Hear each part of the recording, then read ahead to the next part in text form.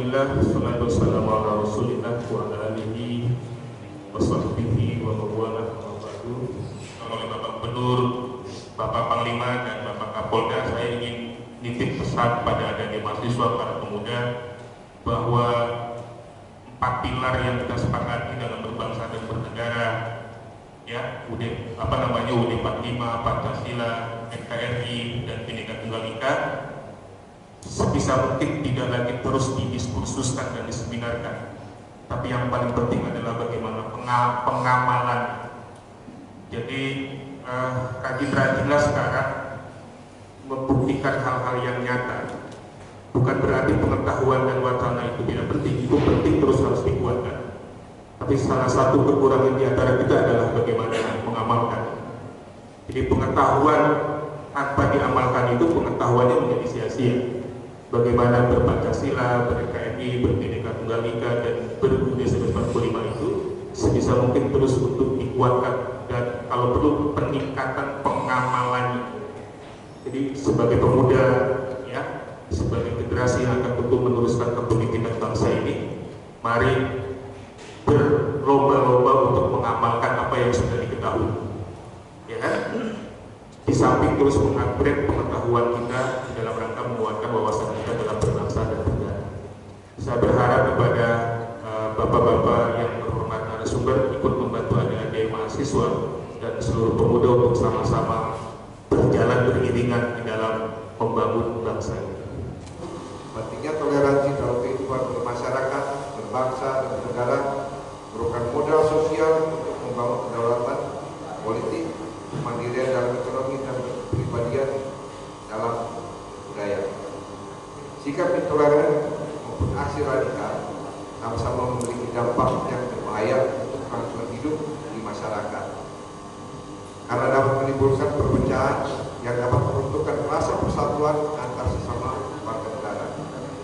Untuk itu saya mengapresiasi kegiatan FGD kebangsaan ini dilaksanakan dengan melibatkan banyak pihak yang berkaitan dengan peran serta dan fungsi tugasnya dalam menyelesaikan permasalahan tersebut. Saya berharap dalam seminar ini akan terbangun dan terjalin hubungan yang saling membantu untuk mencarikan solusi bagaimana metode yang baik dalam mencegah perkembangan sikap intoleran dan paham radikal di wilayah kita. Perlu untuk diketahui bahwa Polda Kalimantan Barat menyambut baik acara ini karena kegiatan ini sejalan dengan program presisi Kapolri serta rencana kerja Polda Kalimantan Barat di tahun 2021. Dengan ini, Polri Presisi yang merupakan akronim dari prediktif, responsibilitas, dan transparansi berkeadilan adalah merupakan visi yang harus diwujudkan bersama-sama Polri, baik dalam pihak internal kepolisian maupun dengan seluruh stakeholder dan komponen masyarakat. Hadirin yang berbahagia, ide dan gagasan Polri Presisi berangkat dari hasil pemikiran mendalam Kapolri dalam memahami tantangan tugas Polri ke depan, serta apa yang menjadi harapan masyarakat kepada Polri berdasarkan saran dan masukan berbagai pihak yang menghasilkan 4 strategi transformasi, yaitu transformasi organisasi, transformasi operasional, transformasi pelayanan publik, dan transformasi pengawasan. Salah satu bidang transformasi operasional yang menjadi prioritas adalah pemeliharaan keamanan dan ketertiban masyarakat dengan mengharus utamakan moderasi beragama dalam memperkokoh NKRI dengan rencana aksi, yaitu 1. Berkolaborasi dengan pemangku kepentingan dalam rangka menguatkan Pancasila sebagai ideologi negara. 2. Meningkatkan kesadaran masyarakat untuk menolak paham-paham yang tidak sesuai dengan Pancasila. 3. Memberikan jaminan keamanan kepada masyarakat untuk beribadah dengan melibatkan peran aktif masyarakat, tokoh agama, dan pemangku kepentingan melibatkan para ahli dalam upaya pencegahan dan penanganan intoleransi dan radikalisme. Para hadirin sekalian yang berbahagia, terkait dengan paham radikalisme atau sering kita dengar sebagai radikal, menjadi konsep yang banyak ditentang oleh banyak negara di dunia ini karena berpandangan ekstrim dan berkeinginan untuk melakukan perubahan dengan cepat. Meskipun radikalisme adalah konsep dengan arti yang sangat luas, namun karena terkait dengan perubahan besar dan ekstrim, maka radikalisme selalu diidentikan dengan kekerasan. Bahkan dipercaya bahwa radikalisme adalah merupakan akar daripada terorisme. Radikalisme dapat tumbuh dan berkembang di kalangan mahasiswa. Hal ini terkait salah dengan peran mahasiswa yang saya sebutkan di atas, yaitu sebagai agent of change, adalah sangat tepat menjadi sasaran empuk, yaitu digunakan sebagai agen-agen perubahan dengan cepat karena karakteristiknya yang mudah, berenergi dalam masa pencarian jati diri, namun juga dibekali dengan ilmu pengetahuan yang dapat digunakan sebagai dua sisi mata pisau.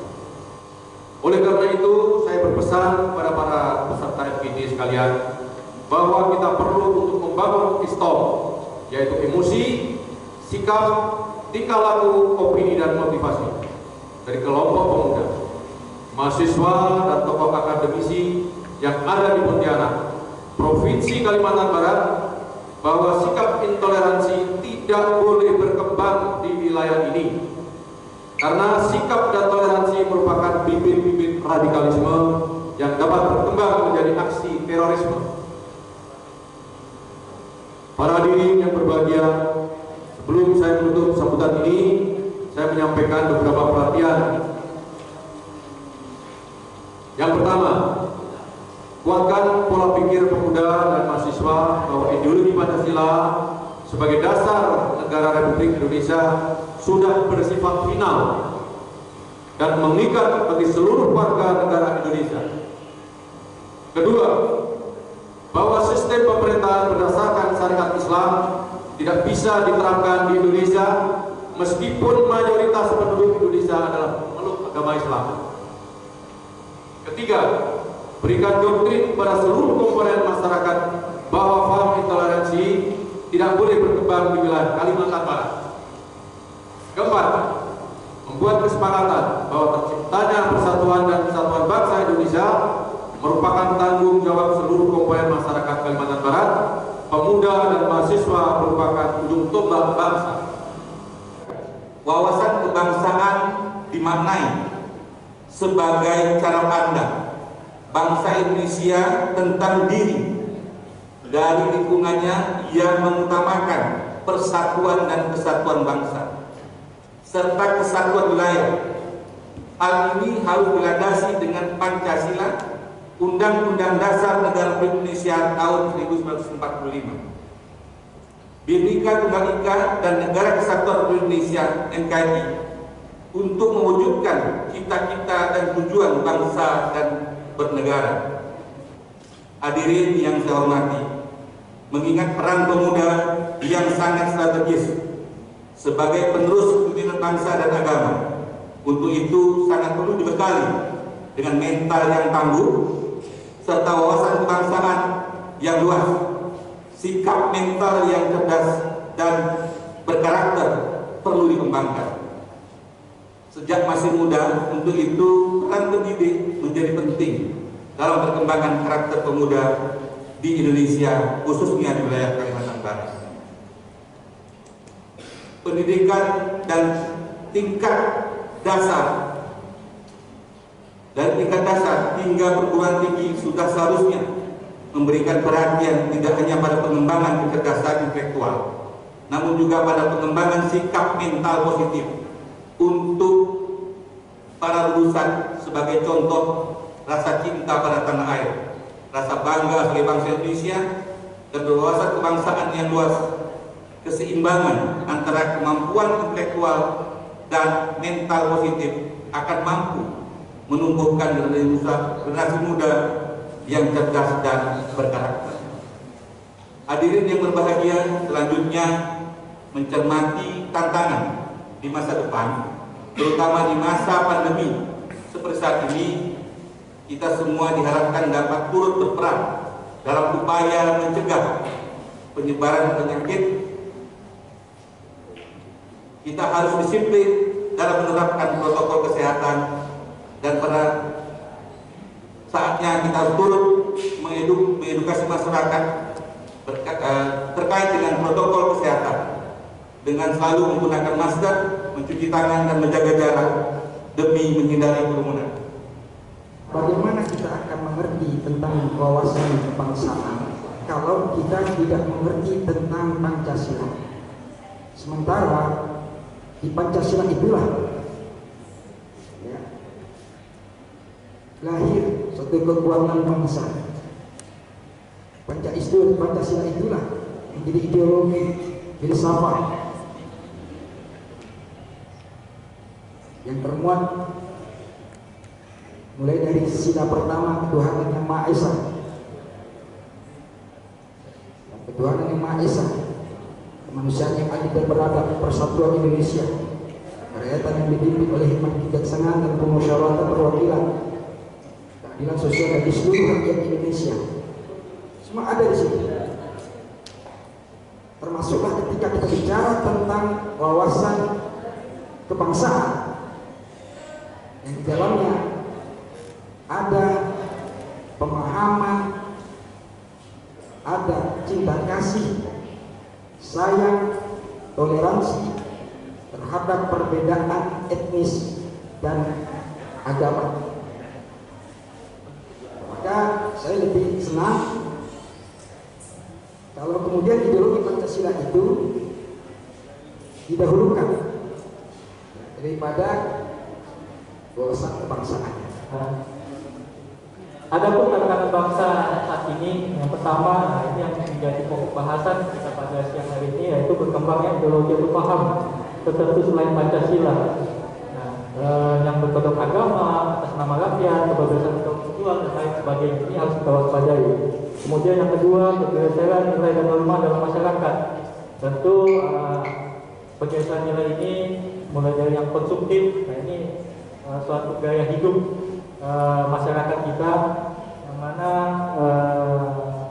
lebih kepada budaya berbelanja, yaitu kemudian pemenuhan kehidupan, bukan hanya kehidupan dasarnya, tapi lebih kepada yang sifatnya ya bermewah-mewahan. Nah, ini mungkin kita perlu, ini menjadi tantangan bangsa.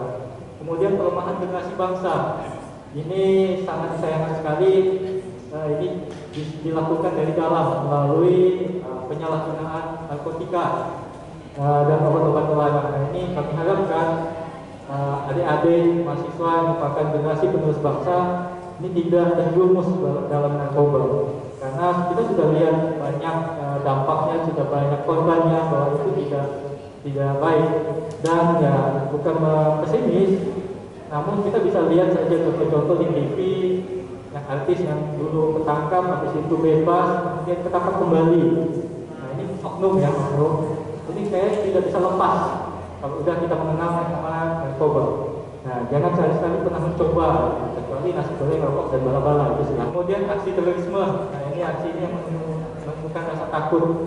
Nah ini semoga kemarin kalau salah saya sempat diminta Osaka untuk ada ditangkap oleh Densus 88. Nah ini jangan sampai di Pontianak ataupun kita terlibat secara langsung dalam aksi terorisme. Kemudian penguasaan iptek, ini tentu adik yang sekarang bisa saya bilang masuk dalam generasi Z. Ini kan generasi kita ada ilmuwan membagi manusia ini berdasarkan tahun kelahirannya. Dan saya yakin adik-adik, kalau saya mungkin masuk generasi milenial karena lahirnya di tahun 82. Kalau adik-adik masuk generasi Z. Nah, artinya meskipun kita ada perbedaan tentang bagaimana cara hidup, namun kita tidak boleh